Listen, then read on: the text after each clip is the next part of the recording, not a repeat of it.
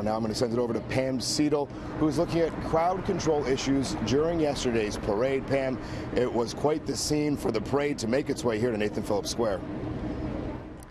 No kidding, Adrian. I am at Queen and University. This was one of the busiest sections of yesterday's parade route.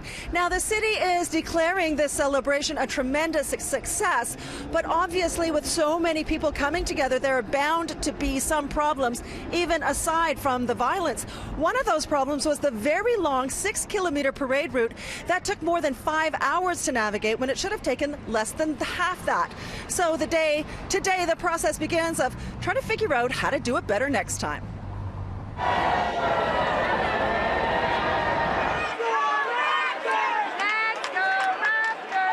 It's hard to say exactly how many people attended the victory parade yesterday to celebrate our NBA champs, but some estimates put the number at about 2 million, a massive event that had to be planned in just 3 days. This time-lapse video, condensed from more than 5 hours of footage, shows people surging onto University. It gives you a sense of the size of the crowds and just how difficult it was to control them.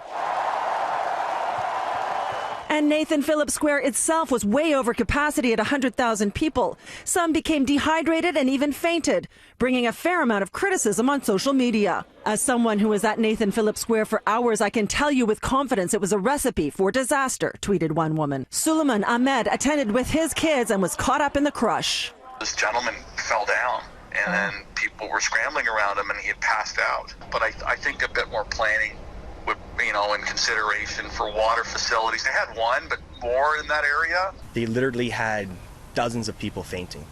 The EMS couldn't get into the crowd. We actually had to crowd surf the stretchers all the way over to the person that fainted. And when somebody faints in the crowd that's so tight and compact, they're not falling on the ground. They kind of just like limp onto somebody else's shoulder, right? So people were fainting, but they actually weren't physically on the ground. And there was no way to get people to move to lay the stretcher down.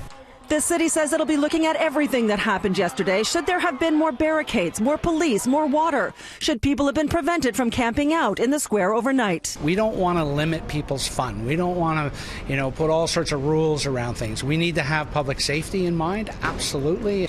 Are there things we can do differently on an event like this next time? I haven't done one of these in 26 years. What to expect is something that I think is hopefully we can do this again next year, right? Yeah. Maybe we can do it a couple of times. Yeah. Wouldn't that be fantastic? And if there's lessons to be learned, and there always are, we'll do our best to apply those. Toronto Police would not say how many officers were on parade duty yesterday or whether more were needed.